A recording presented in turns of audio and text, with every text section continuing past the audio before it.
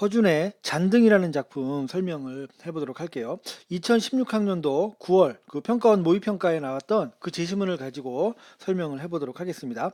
이 잔등이라는 말이 다 꺼져가는 희미한 등 그런 뜻이거든요. 그래서 쭉 읽어보면 여기 이제 그 노인에 대한 이야기가 나와 있는데 그 노인의 휴머니즘을 상징하는 그 제목이자 소재로 사용이 되었습니다.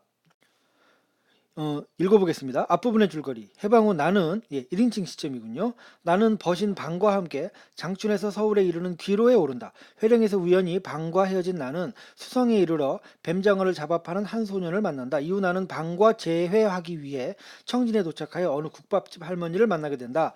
이렇게 되는 겁니다. 장춘에서 출발해서 서울까지 이제 그 가는 그 여정에서 일어났던 일들을 기록한 소설이거든요. 근데 여기서 커다랗게 두 인물이 좀 중심적이에요. 그 뱀장어 소년, 그 다음에 국밥 할머니 이렇게 두 인물을 만나는 게 요 소설의 이제 핵심 부분인데요.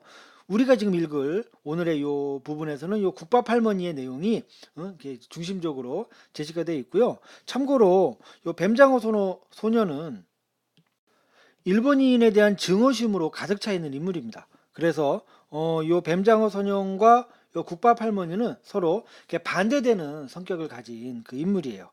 그 중에 이제 오늘 우리가 볼 부분은 요 국밥 할머니에 대한 이야기다. 이렇게 정리할 수 있겠습니다.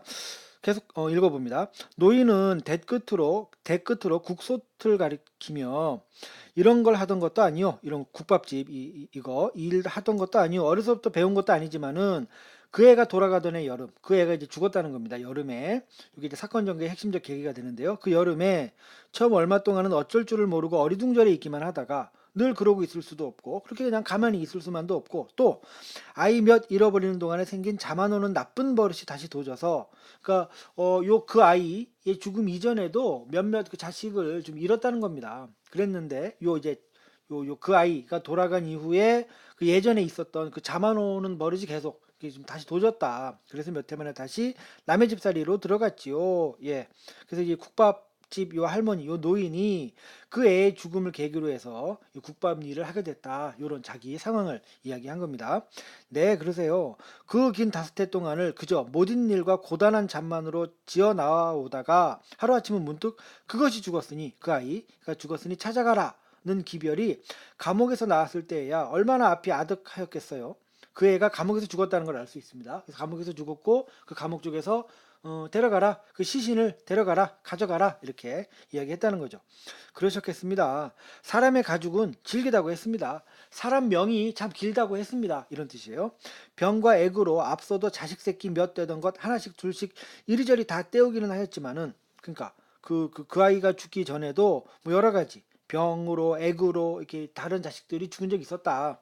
그랬지만은 그런 땐들 왜 안 그럴 수야 있겠었나요마는 이제는 힘을 줄 때라고는 하나 남지 않고 없어지고 그것 하나만 믿고 산다한 그놈마저 죽어 없어졌는데 그러니까 이 노인의 그에 대한 각별한 그 애정을 우리가 확인할 수 있는 거죠. 그랬던 그놈마저 죽어 없어졌는데도 사람의 목숨은 이렇게 모진 것이니 뭐 에휴 이렇게 이제 한숨을 쉬는 그것이 저절로 막 떠오를 정도입니다. 그러니까 자식을 이렇게 먼저 보내고도 나는 이렇게 목숨이 그냥 질겨서 이렇게 살아 있어요라고 이렇게 자조하는 그런 태도가 나와 있는 겁니다. 마음이 제법 단단해 보이던 그도 한번 내다르니 비로소 젊은이 앞에서 긴 한숨을 걷잡지 못하였다. 이 젊은이가 이제 이 나죠 나. 여기서 처음으로 나는 그를 위로할 기회를 얻었으므로 그럼 어떻게 하십니까? 그러고 가는 사람도 다 제 명이 아닙니까? 그게 노인네 그 잘못이 아닙니다. 응? 운명 때문입니다. 라고 지금 내가 노인을 위로하고 있습니다. 하여 들으니까 그는 하기야 명이지요. 예, 운명입니다. 맞습니다. 하지만 운명이란들 그럴 수야 있습니까? 해방이 되었다 해서 갇혔던 사람들은 해방이 되었다. 그래 요거 해방이 되었다는 걸 통해서 시대적 배경 좀 확인할 수 있군요. 해방 이후다라는 시대적 배경을 확인할 수가 있어요. 해방이 되었다 해서 갇혔던 사람들은 이제 살인강도 같은 나쁜 짓을 한 사람들이라도 다 감옥문을 걷어차고 훨훨 튀어서 세상에 나오지 않습니까? 이 얘기 왜 하는 것입니까? 이렇게 그 나쁜 짓을 저질렀던 사람들도 이렇게 다 감옥 해방이 된 이후에는 나오는데 우리 자식은 왜 죽었어야 됐습니까? 라고 이야기하는 것이죠. 하였다. 부질없는 말로 이가 어찌 안 갈리겠습니까? 화가 납니다.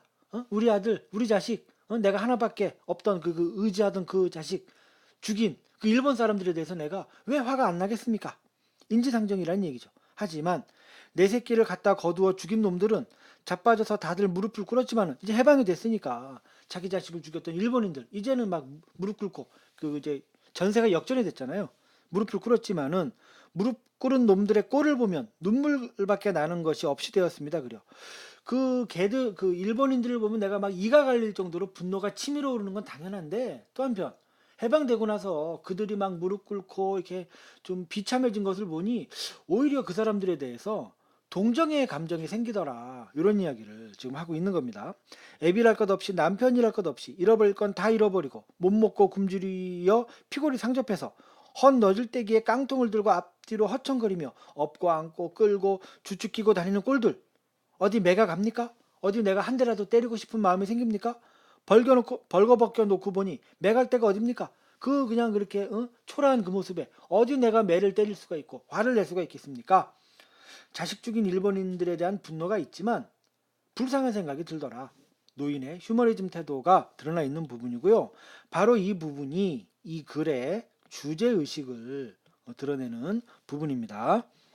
점점점점 만주도 오셨다니까 혹 못 보셨는지 모르지만은 낮에 보면 이 조그만 장터에도 이 장터 이 시장에서 지금 국밥집 장사를 하고 있는 거죠. 노인이 이 장터에도 그 헐벗은 굶주린 것들이 그 일본인들 말이에요. 그것들이 뜨문이 바닥에 깔리곤 합니다. 그것들만 실어서 보내는 고무살인가 아오지인가 간다는 차가 저 북쪽에 있는 그 지명이에요. 거기 간다는 차가 저기와 선체 저 차도 벌써 나 알기에 닷새도 더 되는가 봅니다만 그러니까 이제 일본인들 태워서 갈 차가 와 있는데 지금 5일째 이제 대기하고 있는 거예요. 그렇게 봅니다만 참다 못해 자원에 나오는 것들이 한차 되기를 기다려 떠나는 것인데 닷새 동안이면 닷새 동안 긴내 굶은 것인들 그 속에 어찌 없겠어요. 그러니까 그 차가 이제 출발하기를 기다리면서 거기서 그냥 일본 사람들이 그냥 뭐 4일이고 5일이고 그냥 꼼짝없이 굶고 있다는 얘기거든요. 그런 사람들 불쌍하다. 연민의 감정이 생긴다. 이 얘기를 지금 하는 것이죠.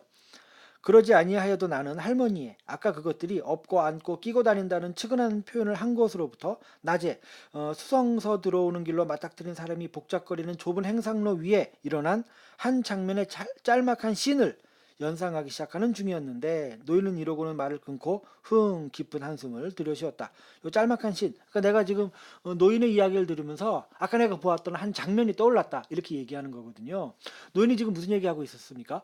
그 해방 후 일본인들이 비참하게 이렇게 되어 있는 모습들을 보면서 그들에 대해서 지금 그 연민의 감정을 느끼고 있다. 이런 이야기를 한 거잖아요.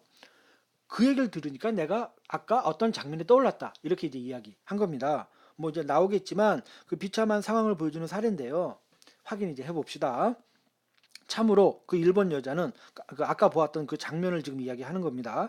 참으로 그 일본 여자는 업고 달고 또 하나는 손을 잡고 아마 아오지 가기를 기다리는 차에서 기어 내려온 듯 폼 가까운 행상로 위에 그 플랫폼 정거장이요. 우두커니 서 있었다. 그 다음에 허옇게 퉁퉁 뭐라고 쭉 나와 있는데요. 여러분들 읽어보시고 그 일본 여자의 그 궁색한 모습을 묘사하는 부분입니다. 그래서 이제 보여주기의 방식이라고 할 수 있고 생생한 느낌을 전달하고 있습니다. 이렇게 아주 그냥 그 뭐 여러 아이들을 막 이렇게 이제 뭐 손 잡고 업고 이러고 아주 그 초라한 행색으로 일본 여자가 있는 것을 내가 이제 목격했다는 이야기를 한 것입니다. 이윽고 그는 정신이 들었는지 지척지척 걸어 들어와 그는 이제 일본 여자요. 걸어 들어와 광주리며 함지며 채두랭이 같은데 여러 가지 먹을 것을 담아 가지고 나와 혹은 섞기도 하고 혹은 앉았기도 한 저 수식어가 좀 길지요. 광주리며부터 혹은 앉았기도 한까지가 그 뒤에 있는 여인 행상꾼들을 이렇게 이제 수식하는 겁니다. 이러고 있는 여인 행상꾼들 앞을 지나쳐 오다가 문득 한 여인 앞에 서서 발뿌리에 놓인 광주리의 손을 손가락으로 가리키는 것이었다. 그러니까 이제 그 어떤 여자 그 장사꾼 이 여인은 이제 뭐 조선인이겠죠. 그 속에 어떤 물건을 하나 좀 가리키고 있는 겁니다. 한 개의 5원씩 행상의 여인네는 허리를 구부려 광주리에서 속에 담겼던 배 한 개. 그러니까 아까 일본 여자가 뭘 가리킨 겁니까? 배, 그 먹는 배요. 배를 가리킨 겁니다. 그랬더니 그 행상 여인네가 배 한 개를 집어들고 다른 한 손을 활짝 펴서 일본인 아낙네 눈앞을 가리움에 한 손을 활짝 펴니다. 한 개 5원이다. 이렇게 손가락 5개로 표시를 하는 거죠. 그러니까 네가 이거 가리키니까 이거 한 개 5원이다. 5원 내고 사가라. 요 뜻인 거죠. 그렇게 눈앞을 가리움에 안악내는 실심한 사람 모양으로 한참 동안이나 자기 눈앞을 가리운 활짝편 그 손가락을 멀거니 바라만 보고 있었다. 그냥 바라만 봅니다. 뒤에 달린 8살 난 사내아이가 엉겁받칠 눈뼈잡고 비어틀듯이 앞으로 떠밀고 그보다 2살이나 덜 먹었을 손을 잡혀 나오던 어린 계집아이가 어미의 손을 끌어당겼다. 지금 애들이 막 성화를 부리고 있는 거예요. 일본 여자한테. 그리고 엎인 것이 띈 띠개에서 넘나와 두 손을 내어 뻗으며 어미의 어깨 너머를 솟아오르려 간다. 지금 아이들 셋이 막 그냥 이렇게 발버둥 치고 있는 겁니다. 이것들이 이렇게 야단이야요. 새 어린 것의 어머니는 참다 못하여 일본말로 이러며 고개를 게으뜸하고는 행상 여인의 눈동자를 들여다보는 것이었다. 그러니까 배를 가리킨 게 뭐냐면 사고 싶어서 가리킨 게 아니고요. 업고 뭐 달고 있는 그 어린아이들이 그거 하나 먹고 싶다고 막 이렇게 야단을 하니까 그냥 자기도 모르게 그냥 그걸 가리킨 겁니다. 근데 차마 그거 하나 좀 공짜로 주세요라는 말은 이제 못 하는 거죠.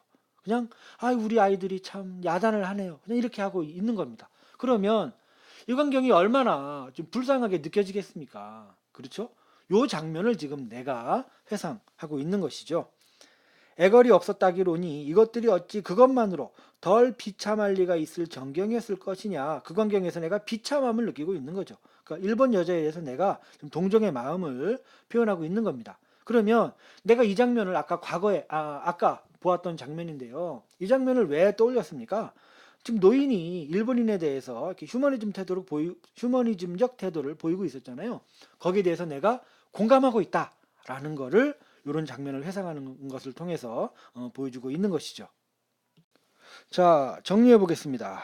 일단 방금 읽었던 그 제시된 지문 거기만 가지고 분석을 해보면 노인의 휴머니즘적 태도 요거를 주제로 뽑을 수가 있겠고요. 그리고 이제 그 표현상 특징으로 대화를 통해 인물의 성격을 드러냈다. 이렇게 이야기할 수 있겠습니다. 만약에 우리가 지금 읽어봤던 요 제시문이 딱 수능에 나온다 하면 지금까지 살펴봤던 요 내용만 가지고 문제를 충분히 풀 수 있습니다.